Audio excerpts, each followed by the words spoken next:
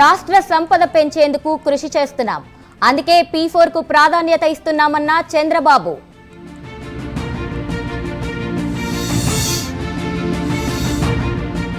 నేడు ఉమ్మడి ఆదిలాబాద్ జిల్లాలో సీఎం రేవంత్ రెడ్డి పర్యటన, పలు అభివృద్ధి కార్యక్రమాలకు శ్రీకారం.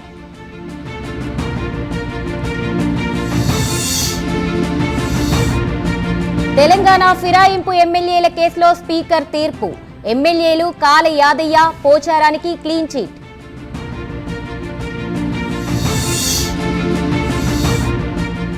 ఎర్రవల్లి ఫామ్ హౌస్ లో సంక్రాంతి వేడుకలు, కుటుంబ సభ్యులతో కలిసి పండుగ జరుపుకున్న కేసీఆర్.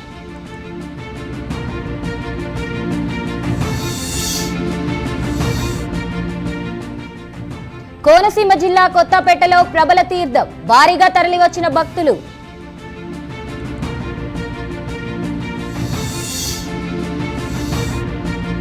మాజీ మంత్రి తలసాని శ్రీనివాస్ యాదవ్ పై కేసు, సీఎం రేవంత్ పై అనుచిత వ్యాఖ్యలతో ఎస్ఆర్ నగర్ లో ఎఫ్ఐఆర్.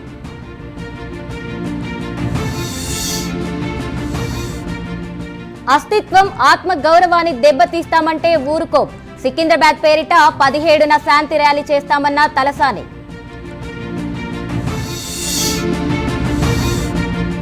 ఉమ్మడి కరీంనగర్ జిల్లాను అన్ని విధాలుగా అభివృద్ధి చేస్తున్నాం, మున్సిపల్ ఎన్నికల్లో సత్తా చాటుతామన్న పొన్నం.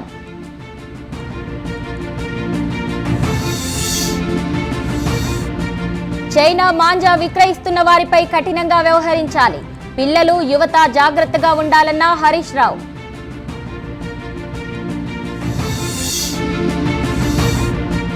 ఆర్మీ అధికారులతో రేవంత్ అధికారులు భేటీ, భూ సమస్యల పరిష్కారంపై చర్చ.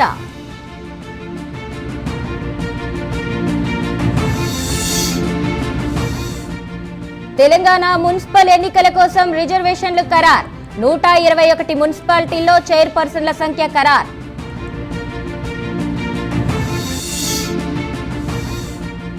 అమలాపురంలో 116 రకాల వంటకాలతో విందు భోజనం, తొలిసారి వచ్చిన కొత్త అల్లుడికి ఘన స్వాగతం.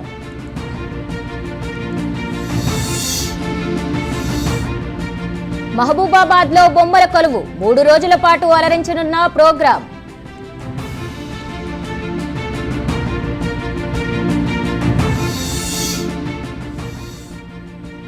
ప్రాణాల మీదకు తెస్తున్న చైనా మాంజా, మేడ్చల్ జిల్లాలో కానిస్టేబుల్ సాయి కిషోర్ కు గాయాలు.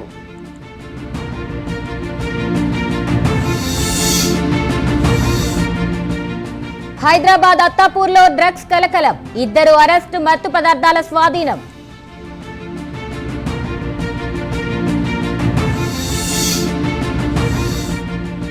కరీంనగర్ లో హనీ ట్రాప్ కు పాల్పడుతున్న దంపతుల అరెస్టు, 14 రోజుల రిమాండ్ కు తరలించిన పోలీసులు.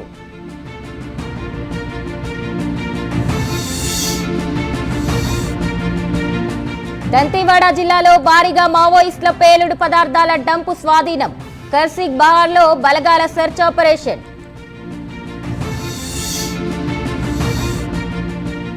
మహారాష్ట్రలో ముగిసిన మున్సిపల్ ఎన్నికల పోలింగ్, నేడు ఓట్ల లెక్కింపు.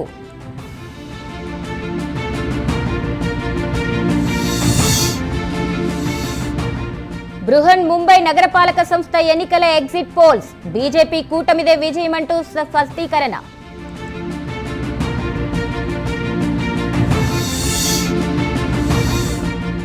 తమిళనాడులోని అవనీయపురం జల్లికట్టు పోటీల్లో అపశృతి, 52 మందికి గాయాలు, ఆసుపత్రికి తరలింపు.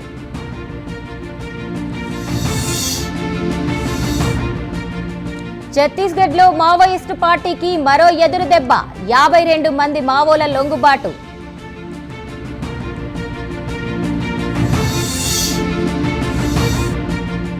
ఐపాక్ ఆఫీస్ లో సోదాలపై సుప్రీంకోర్టు కీలక ఆదేశం, బెంగాల్ సీఎం మమతా పోలీసులకు నోటీసులు.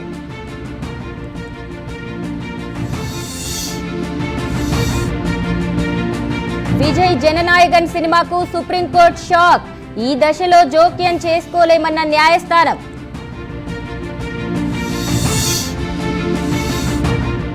దేశంలో బైక్ ప్రమాదాల్లో పెరుగుతున్న మృతుల సంఖ్య, 5 ఏళ్లలో 3 లక్షల మందికి పైగా మృత్యువాత.